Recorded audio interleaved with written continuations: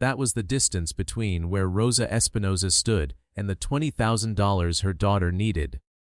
Not $20,000 for a vacation, not $20,000 for a new car or a kitchen renovation or any of the ordinary ambitions that bring families to the family feud stage. $20,000 for the pediatric occupational therapy equipment that Rosa's 7-year-old daughter, Lucia, required in order to develop the motor skills that her diagnosis of cerebral palsy had made difficult, and that the family's insurance had categorized with the calm institutional indifference that insurance categorizations tend to carry as non-essential. Rosa had prepared for 11 weeks. She had watched more Family Feud episodes than she could count. She had studied the survey patterns, practiced with her family at the kitchen table every evening after Lucia was in bed, and stood at the podium that afternoon with the focused composure of a woman who had decided, before she arrived, that she was going to give this every available part of herself. Her partner, her brother Miguel, had answered his 5 fast money questions and scored 178 points. Rosa needed 22 more points. Any answer on any survey board. 1 out of 100 Americans had only to have said what Rosa was about to say. She scored 21. Combined total 199 points. The studio registered the number in silence. Rosa looked at the board. She looked at it with the expression of a woman who has done enough arithmetic in her life to understand a number the moment she sees it, and who is doing the particular work of accepting that this number means what it means. Then Steve Harvey, who had been watching her since the buzzer sounded, walked to the center of the stage and did something that 16 seasons of this show had given him no precedent for. He did not announce the result.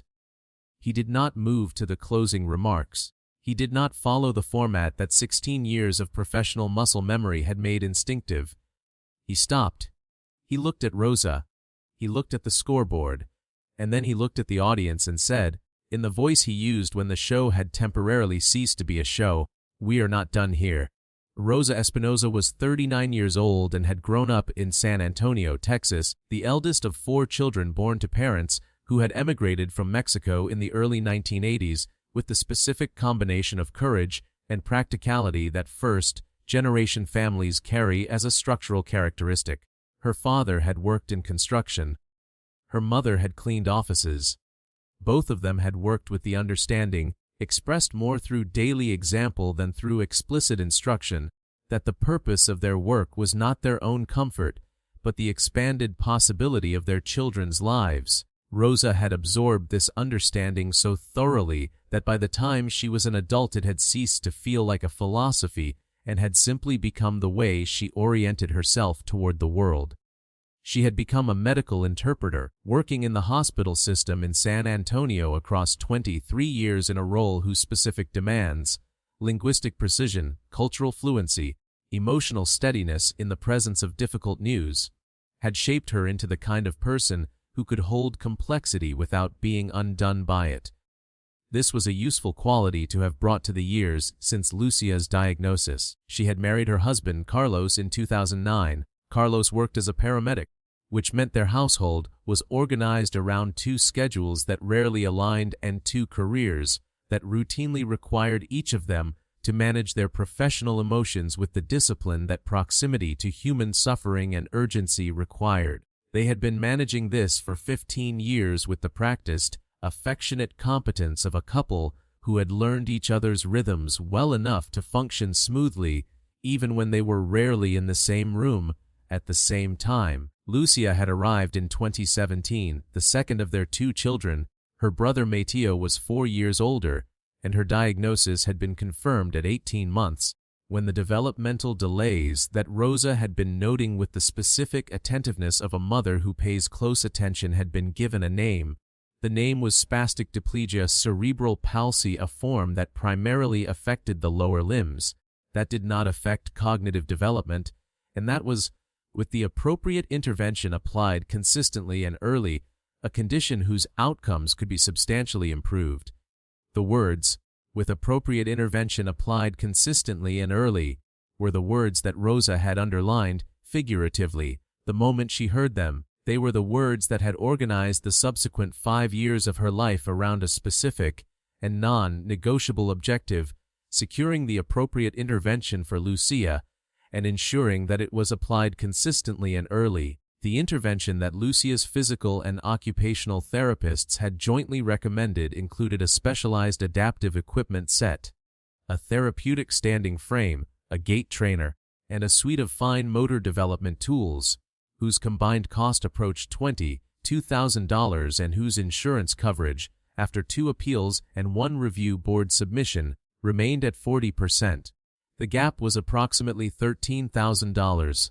Rosa and Carlos had paid roughly $8,000 of it across 2 years through a combination of their own savings, 2 crowdfunding campaigns, and contributions from family members on both sides who had given what they could.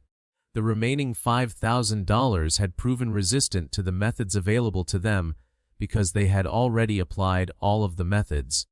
The grant applications had been submitted and declined. The payment plans had been negotiated to their limit. The crowdfunding audience had been reached, and the audience had given as much as the audience could give. The Family Feud application had been submitted by Rosa's brother Miguel in September, with the explicit and stated purpose of trying to close the gap. Miguel had been direct about the motive when he told Rosa, not hypothetically, concretely, "We are going to train for this, and we are going to try to win it, and if we win it, the money goes to Lucia's equipment." Rosa had looked at him for a long moment and then said, 11 weeks. We have 11 weeks if the selection comes through. We had better use them. They had used them. Rosa, Miguel, their sister Camila, their cousin Ernesto, and Rosa's mother Esperanza had prepared with the systematic rigor of a team that has a specific target and understands that the target is not negotiable. Esperanza, who was 67 and had been watching Family Feud since its original run with a competitive devotion that her children had always found both admirable and slightly alarming, had turned out to be the most reliable predictor of survey answers in the group, which Rosa had found neither surprising nor accidental. Her mother had spent 50 years paying close attention to how ordinary people thought about ordinary things, which was precisely the skill the format rewarded. Rosa had told Lucia what the trip was for. She had told her in the clear, age-appropriate language she used with her daughter for all significant information, because Lucia was 7 years old and intelligent and entitled to know why her mother was going to Los Angeles for 3 days. Lucia had listened, nodded, and said, "Mom, you are going to win." She said it with the complete, unhedged confidence of a 7-year-old who has not yet learned to qualify her optimism. And Rosa had held that confidence like an object she was carrying for safekeeping. She had carried it all the way to the podium. The family they were paired against in the main game was the Nakamura family from Portland, a 4-generation group whose eldest member, a 71-year-old grandfather named Kenji, played with the specific competitive focus of someone who had been waiting a long time for an occasion this precise and was not planning to underperform it. The Nakamuras were excellent opponents, coordinated, well-prepared, and possessed of the intergenerational chemistry that emerges in families where the grandparents have been actively involved in their grandchildren's lives for long enough that communication has become efficient and trust has become reflexive.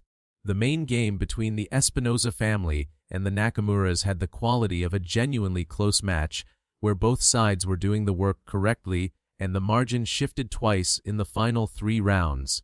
Rosa played with the composure she had brought to the medical interpretation work she had done for 23 years, clear, headed under pressure, decisive within her confidence level, and unwilling to substitute performance for competence. The Espinosa family won by 11 points, which Kenji received with the gracious acknowledgement of someone whose competitive instincts were genuine and whose sportsmanship was equally so. The fast money format placed Miguel first and Rosa closing. This had been their prepared arrangement from the beginning of the 11 weeks. Miguel had the faster verbal instinct, the product of a decade spent in sales where the ability to identify and name what an ordinary person wanted was a daily professional requirement. Rosa had the broader and more precise survey knowledge built across 11 weeks of study that she had approached with the same methodical depth she brought to everything she considered consequential. Miguel would build. Rosa would close. Miguel's 20 seconds began. Name something people do to calm down before a big moment.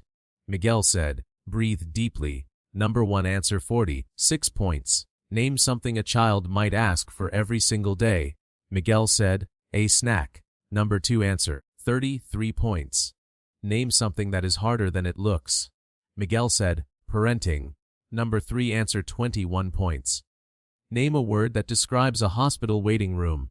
Miguel said, nervous. Number 2 answer 28 points. Name something people do when they want to feel hopeful. Miguel said, pray. Number 2 answer 31 points. The buzzer sounded.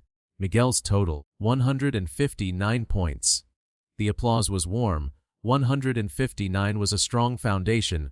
Rosa needed 41 points. A manageable number from 5 answers, none of which could repeat Miguel's. The room held the specific optimism of a situation that appeared to be going well. Rosa stepped to the podium. She had been watching Miguel's round with the particular quality of attention she brought to medical interpretation work, tracking the information completely while simultaneously organizing her own response. She knew which answers were used.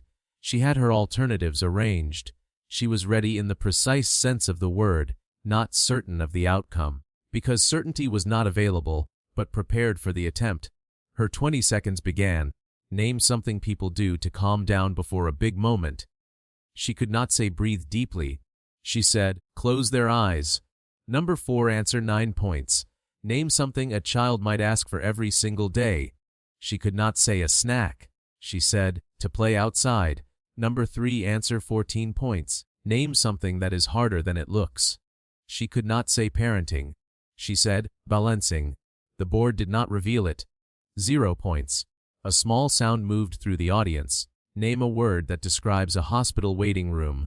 She could not say nervous. She said, quiet. Number 5 answer 4 points. She was on track. Name something people do when they want to feel hopeful. She could not say pray. She said, listen to music. The board held for a moment. Then it revealed the answer number 4. 4 points. The buzzer sounded. Rosa's total, 31 points. The combined total 190 points. Wait, the board recalculated. The scoring team confirmed the 5th answer, the number revised upward. But even with the revision, the combined total did not reach 200. 199 points. 1 point short. The studio absorbed this in the way it had absorbed this number before across this season. With the specific, comprehensive silence of a room that understands immediately what 1 point means and what it does not mean, and that has no adequate response to the distance between those two things. Rosa looked at the scoreboard. She had been looking at it since the numbers appeared, with the focused, unhurried attention of someone reading something important and needing to read it correctly. 199. She understood the number. She did not look away from it. She received it with the composure of a woman who has spent 5 years receiving difficult information without the luxury of falling apart. Then Steve Harvey walked to the center of the stage and said, "We are not done here." The room registered Steve Harvey's words with the specific, attentive silence that had become, across this season of extraordinary moments, the audience's learned response to the signal that the show was becoming something other than a show. He walked to Rosa. He stopped in front of her. He looked at her with the direct, unperformed attention that was, in its own way, as significant as anything he was about to say, because it told her, before a word arrived, that she was being seen completely. "Rosa," he said, "I have been watching you since you walked onto this stage. You played the main game with more composure than most people bring to a Tuesday afternoon. You prepared for 11 weeks. You came here for something specific." He paused. "Tell me what it was. Tell these people. Tell the cameras." Rosa Espinoza, who had held herself with professional composure across 23 years of delivering difficult information in difficult settings to people in difficult circumstances, held herself now. And she told him. She told him about Lucia. She told him about the diagnosis at 18 months and the words, with appropriate intervention applied consistently and early, and what those words had organized in her since she heard them. She told him about the equipment, the standing frame, the gait trainer, the fine motor tools, and the insurance classification and the 2 appeals and the review board submission and the gap that had proved resistant to the methods available to a family of their means. She told him about the 2 crowdfunding campaigns and the family contributions and the $8,000 raised and the $5,000 that remained, and she told him that the $20,000 from a family feud win would have addressed the gap and established a reserve for the ongoing therapy costs that a diagnosis like Lucia's produced in perpetuity. She told him that Lucia was 7 years old. She told him that Lucia had told her she was going to win. The studio held what Rosa said with the particular attentiveness of a room that has recognized the weight of specific information delivered without self-pity, which is the most demanding and the most credible form of disclosure available. Steve Harvey was quiet for a moment after she finished. "Tell me about Lucia," he said. "Not about her diagnosis. About her." Rosa looked at him with an expression that contained, briefly and without concealment, the specific quality of love that parents have for children who have required them to become more than they previously knew themselves to be. "She talks constantly," Rosa said. "She has been talking constantly since she found the words, and she has been finding words faster than most children I have met. She is funny. She has my husband's sense of humor, which is both a blessing and a warning. She loves music and she loves animals, and she has very strong opinions about which cartoons are worth watching and which are not, and she will tell you these opinions at length whether or not you have asked for them." Rosa paused. "And she works harder than any 7-year-old I have ever known. She goes to her therapy appointments and she does the exercises they send home with her, and she does not complain. She has never once told me that it is unfair. She just keeps working." The room was quiet with the specific quality of people who have been shown something worth being quiet for. Steve Harvey turned to address the audience. "I want to say something about the number on that board," he said. 199. We have seen that number before on this stage this season, and every time we have seen it, the story it has told has been the same story. That 1 point is a real distance when the thing you need is on the other side of it. He paused. "But I also want to say something that I have been thinking about since Rosa stood at that podium and scored 31 points in 20 seconds while her daughter's equipment waited on the other side of the board. She gave this everything she had. 190, 9 out of 200 is not a failure. 190, 9 out of 200 is everything except the last point." He reached into his jacket. "The Steve and Marjorie Harvey Foundation does not require a perfect score," he said. "It requires a person who showed up and did the work and deserves not to leave this building with only the work to show for it." He produced an envelope. "This is a check for $20,000 from the foundation. The full amount, not because Rosa won the game was 1 point from a win, but because Lucia is 7 years old and she works harder than any 7-year-old Rosa has ever known, and she has never once said it was unfair." He paused. "She just keeps working. Her mother is exactly the same way, and that deserves $20,000. He held the envelope toward Rosa. Rosa Espinoza took it with both hands. She held it with the same hands that had interpreted thousands of medical conversations across 23 years, the hands of a woman who had made a career of finding the precise words for things that were difficult to say and difficult to hear. She held the check and she looked at it, and she said nothing for a long moment, because the precise words were, for once, not immediately available to her. Then she said, "Lucia is going to get her equipment." It was not a thank you. It was a confirmation. It was the statement of a mother who has just received the thing her child needed, and whose first response is not gratitude but the functional, immediate translation of the received thing into what it means for the person it was received for. Steve Harvey understood this immediately. He had been watching her long enough to understand it. "Yes," he said. "She is." Miguel had his arm around his sister. Camila was crying openly. Esperanza had both hands pressed flat against her chest in the specific posture that Rosa recognized from a lifetime of watching her mother as the posture Esperanza used when something had exceeded her ability to respond to it in any other way. The studio rose. The episode aired 5 weeks after the taping. The production team preserved the full sequence. From Steve Harvey's statement that they were not done through Rosa's confirmation that Lucia was going to get her equipment. Without compression, it ran for 14 minutes and 58 seconds. The episode received the highest viewership of the season. The response was among the most specific the production office had processed across the show's recent history. People were not writing about the near-miss in the abstract terms that near-miss stories tend to generate.